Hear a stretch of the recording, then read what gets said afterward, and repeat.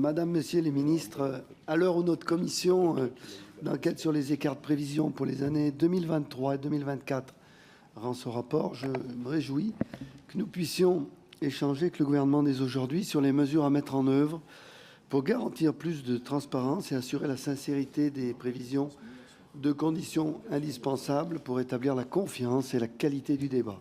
Notre groupe, les démocrates, considère que les travaux de la commission d'enquête ont permis de dégager des voies d'amélioration. J'en citerai les trois principales.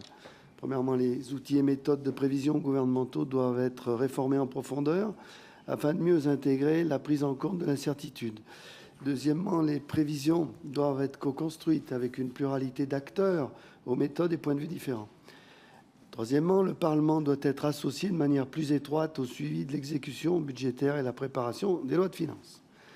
Dans le plan que vous avez dévoilé au début du mois de mars, nous retrouvons plusieurs propositions plutôt techniques qui vont dans ce sens. Cependant, vous me permettrez de revenir sur plusieurs points. D'abord, pourrait-on être plus précis sur le rôle du cercle des prévisionnistes que nous appelons de nos voeux? Pour revenir sur l'exécution budgétaire et pour discuter des hypothèses de prévision dans leur diversité, quel rôle envisagez-vous d'assigner à cet espace de discussion? Co-construction des prévisions par l'intelligence collective ou simple organe consultatif? Et en cas d'écart très important entre les prévisions réalisées par les prévisionnistes et la Direction générale du Trésor, des procédures spécifiques pourraient-elles être prévues? Sur le cercle des prévisionnistes, c'est vraiment un complément parce qu'on a déjà pas mal d'outils de prévision macroéconomique, mais on n'avait pas de cercle vraiment multi-compétences sur les prévisions. L'idée, c'est qu'il y ait une réunion au mois de mai qui regarde les écarts de l'année précédente. Donc là, en mai 2025, ils regarderont ce qui s'est passé en mai 2024 et comment potentiellement on peut recalibrer les modèles au vu de ces expériences. Et ils se réuniront en juillet pour là plutôt regarder l'année à venir et la manière du coup de bien calibrer les modèles pour l'année à venir.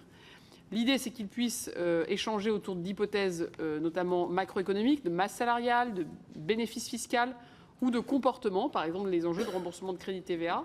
C'est vraiment l'idée, c'est d'avoir une forme d'intelligence collective qui allie la recherche académique, le secteur privé ou enfin, voilà, parapublic, notamment d'instituts de recherche comme l'OFCE. Et l'enjeu, c'est d'améliorer la capacité des prévisionnistes, notamment de nos ministères, d'avoir des prévisions les plus fiables et les plus enrichies possibles de l'expertise de leurs collègues qui travaillent dans d'autres bâtiments, mais qui ont au fond des compétences à apporter au pays. Donc voilà l'objectif, de regarder N-1 et d'aider à prévoir N+1. Je vous remercie. Ma seconde question, les travaux de la commission d'enquête ont révélé la difficulté à comprendre le rôle joué par le politique dans la construction des prévisions. Vous avez parlé même, peut-être que je n'ai pas compris, mais d'un alliage également. Cependant, envisagez-vous des mesures pour clarifier les choses, ce qui serait de nature à permettre de sortir d'une forme de confusion des pouvoirs au sein de l'exécutif? En réalité, définir des prévisions économiques relève bien, nous semble-t-il, de la responsabilité politique, parce qu'il s'agit de faire une synthèse à un moment donné de ce qui émane des techniciens, des économistes, évidemment, en tout premier lieu des directions de Bercy, et d'en déduire une trajectoire qui semble la plus réaliste pour conduire la nation. Et cette trajectoire, elle peut intégrer un élément de volontarisme selon le cycle. Et donc, il me semble que c'est vraiment de l'essence même de notre responsabilité que de le faire. Je rappelle que nous soumettrons dorénavant cet exercice à la revue avec des prévisionnistes. On vient de voir la composition du cercle, un dialogue avec le Haut Comité des finances publiques.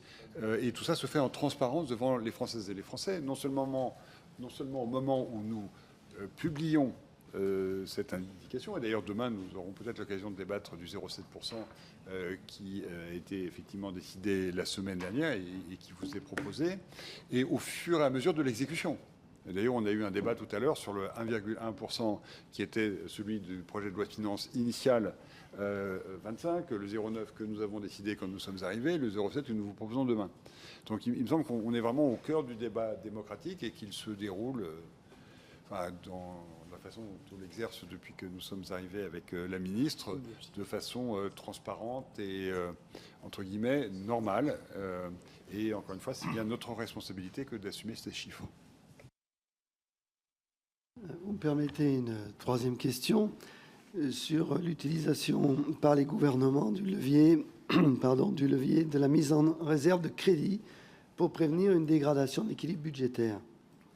En l'état, ce procédé nous semble manquer de transparence et d'efficacité. Et selon la Cour des comptes, le volume de mise en réserve n'est pas modulé par programme en fonction des risques susceptibles d'affecter l'exécution budgétaire, ce qui nuit, à notre sens, l'efficacité du mécanisme. Dans les travaux qui ont été menés par vos administrations, avez-vous identifié des voies pour réduire le caractère uniforme du mécanisme de mise en réserve et en améliorer ainsi sa transparence? Je vous remercie. Alors, merci, monsieur le député. C'est un sujet très important qui, d'ailleurs, bénéficie d'une circulaire dédiée. Et je voudrais peut-être vous dire un peu comment nous avons procédé. Au fond, c'est moins le programme que le type de dépenses qui guide notre action. Soit les dépenses sont dites rigides, la masse salariale ou des prestations, par exemple. Là, le taux de réserve est de 0,5%.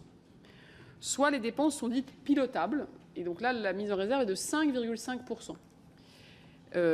Si nous avions tenu une mise en réserve différente selon les ministères et non selon les dépenses, cela peut amener beaucoup de manque de prévisibilité d'une année sur l'autre pour les ministères. 2, ça peut encore rigidifier encore plus les dialogues de gestion.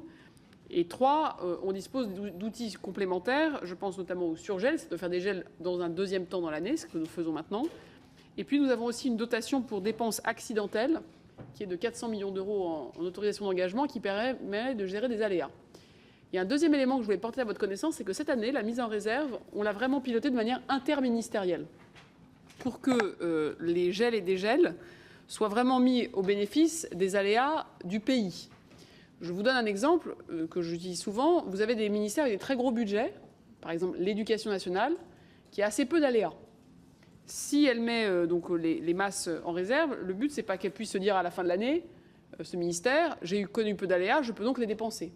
Pourquoi? Parce qu'en face, vous avez les plus petits ministères, je pense notamment au ministère des Outre-mer, qui, lui, est soumis à de très forts aléas et qui a un budget presque 50 fois plus petit que celui, pas 50, mais 20 fois plus petit que celui de l'éducation nationale. Donc ce qu'on a fait, c'est que la mise en réserve, on l'a vraiment fait remonter au niveau interministériel, ce qui nous permet de gérer les aléas qui surviendraient dans tel ou tel domaine en nous détachant de la taille initiale du budget, parce que les aléas sont parfois décorrélés en impact de la taille initiale du budget.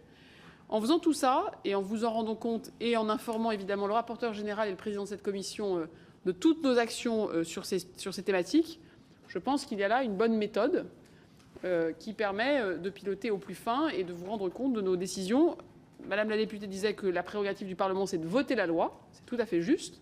La nôtre, c'est de la respecter, évidemment. Et donc, tout ce que nous faisons s'inscrit évidemment pleinement dans la LOLF, à la fois dans sa lettre et son esprit. Et c'est pourquoi nous vous rendons compte de tout cela en détail.